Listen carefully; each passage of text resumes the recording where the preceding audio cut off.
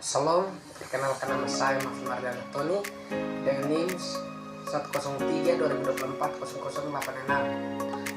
Saya dari kelas C semester 2 dan prodi manajemen pendidikan Kristen. Saya mahasiswa dari Institut Agama Kristen yang Kupang. Di sini di video kali ini saya akan menyelesaikan tugas inklusif dengan judul desain perencanaan pendidikan inklusif. Sebelum kita masuk dalam desain perencanaan pendidikan inklusif, kita harus lebih tahu tentang apa itu pengertian pendidikan inklusif. Pengertian pendidikan inklusif menurut Kamus Besar Bahasa Indonesia, inklusif berarti termasuk atau terhitung. Dalam konteks pendidikan inklusif adalah sistem pendidikan yang memberikan pendidikan inklusif adalah sistem pendidikan yang memberikan kesempatan kepada semua peserta didik atau pelajar yang bersama-sama tanpa memandang kondisi atau kemampuan ataupun juga kebutuhan yang dimiliki siswa atau mahasiswi. Pendidikan inklusif menurut Sternberg hampir sama juga dengan Kamus Besar Bahasa Indonesia. Menurut Sternberg 1990, sekolah inklusif adalah sekolah yang menampung semua siswa di kelas yang sama dengan program pendidikan yang menatang, layak, namun dengan kebutuhan setiap peserta didik. Sekolah inklusif memberikan kesempatan untuk belajar bersama tanpa memandang latar belakang atau kebutuhan khusus yang siswa miliki. Ya baik, Sternberg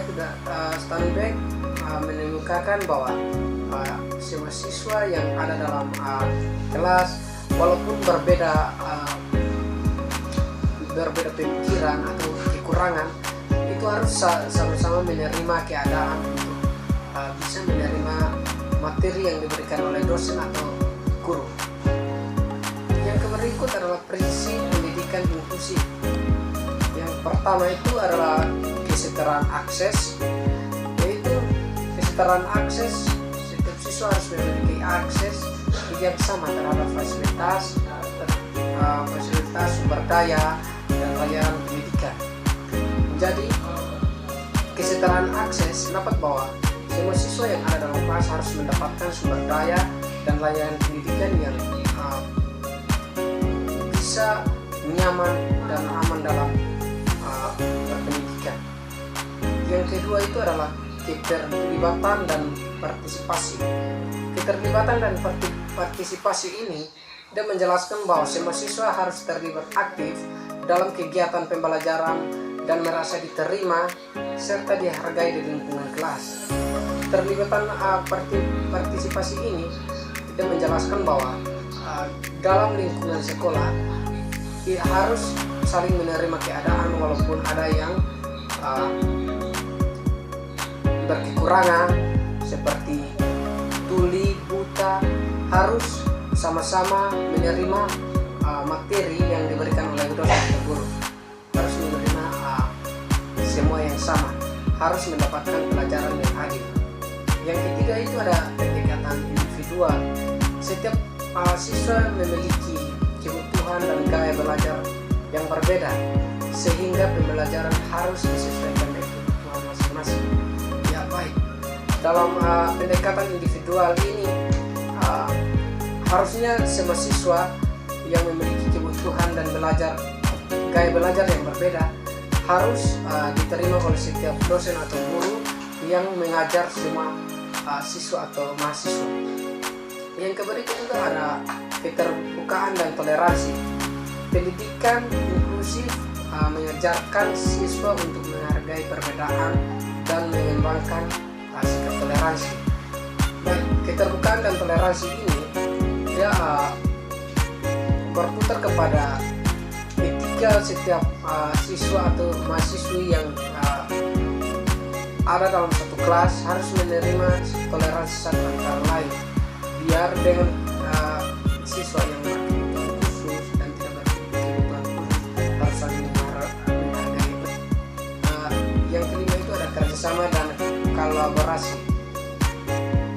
menciptakan kolaborasi ini antara guru dan orang tua, tenaga ahli, siswa, yang mengajarkan siswa untuk menghadapi perbedaan, mengembangkan sikap toleransi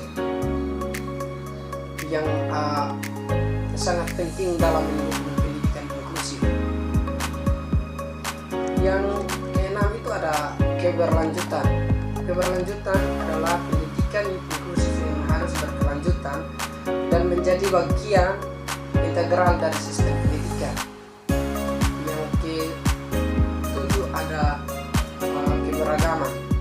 Keberagaman itu adalah pendidikan inklusif yang harus fokus pada potensi dan bakat setiap siswa, yang menghargai perbedaan siswa yang berkebutuhan khusus dan seperti buta atau tuli dan lain-lain dan sebagainya. Yang kedelapan itu ada berbasis potensi. Yaitu berbasis potensi adalah fokus pada kondisi bakat dan setiap siswa. Yang kesembilan itu menjelaskan tentang melibatkan siswa. Melibatkan siswa siswa harus aktif dalam proses belajar dan mandiri. Melibatkan siswa ini mengatakan bahwa dari semua siswa atau mahasiswa yang mau mendapatkan pelajaran yang diberikan oleh dosen atau guru, harus betul-betul mahasiswa atau siswa harus fokus kepada pembelajaran yang diberikan. Yang ke-10 adalah melibatkan pemangku atau kepentingan.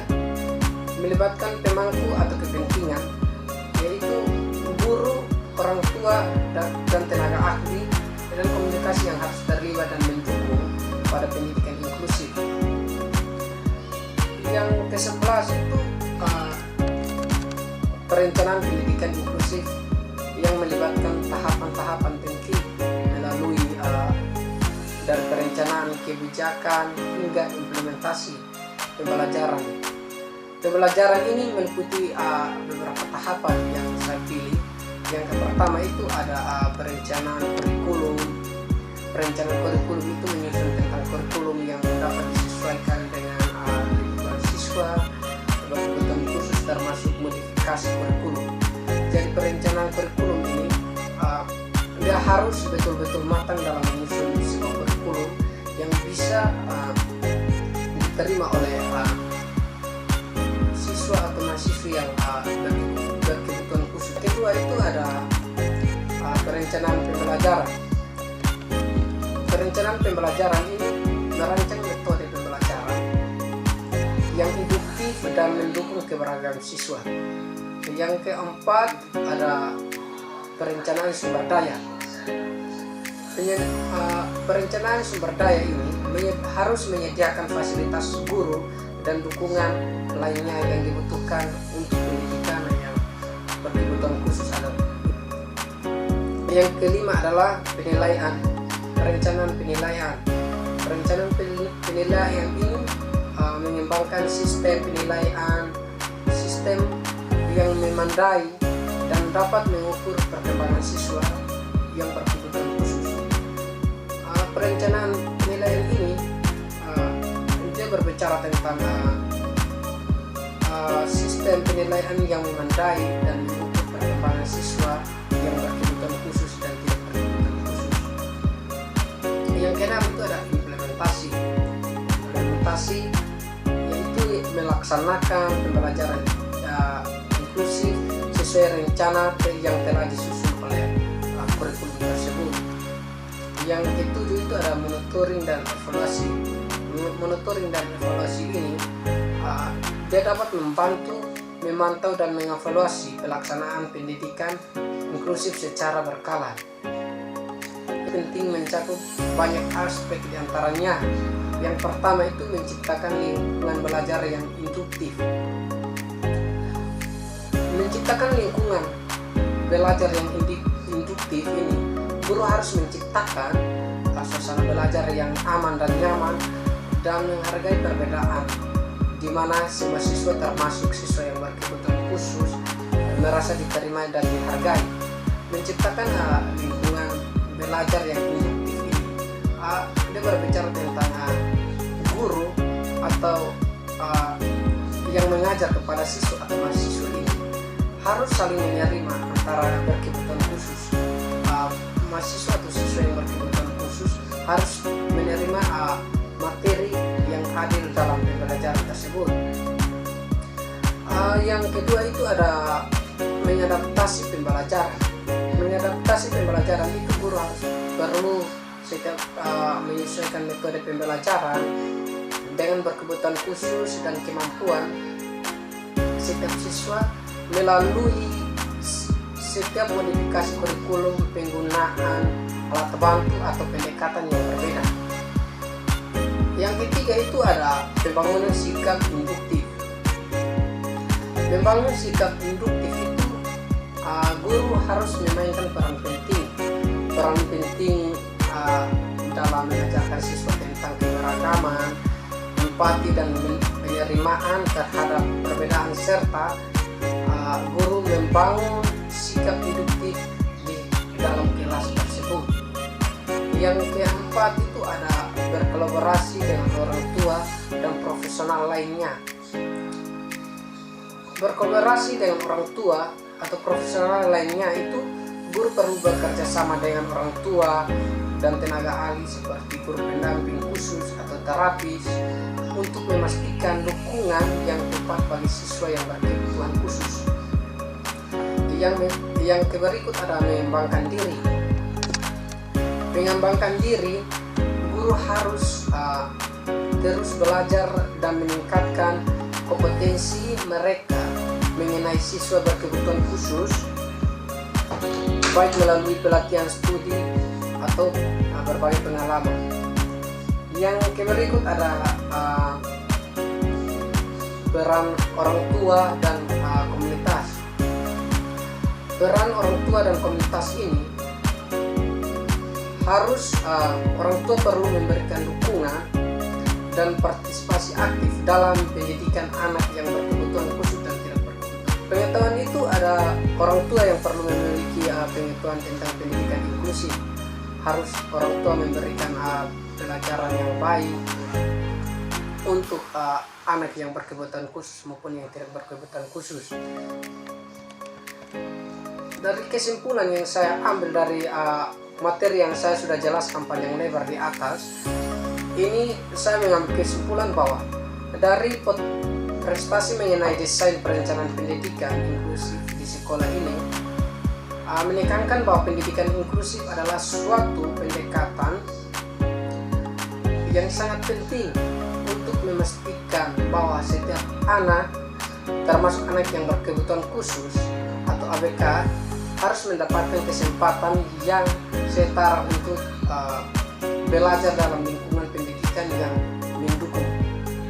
Pendidikan inklusif bukan hanya menciptakan sistem perhatian untuk memperhatikan kebutuhan unik mereka sebagai siswa yang berkebutuhan khusus atau yang tidak berkebutuhan khusus, tetapi juga dalam kelas itu mempunyai menciptakan sistem memperhatikan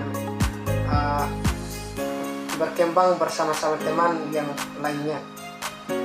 Yang pertama, pemahaman dan yang jelas tentang apa itu pendidikan inklusif yang sangat penting.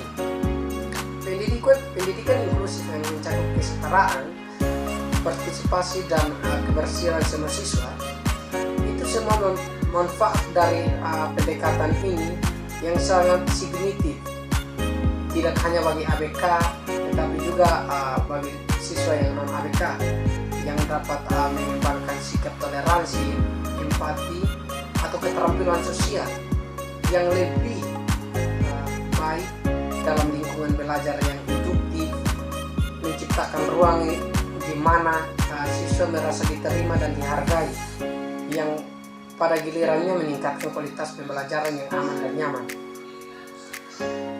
Namun implementasi ini juga pendidikan inklusif tidak tanpa tantangan yang dihadapi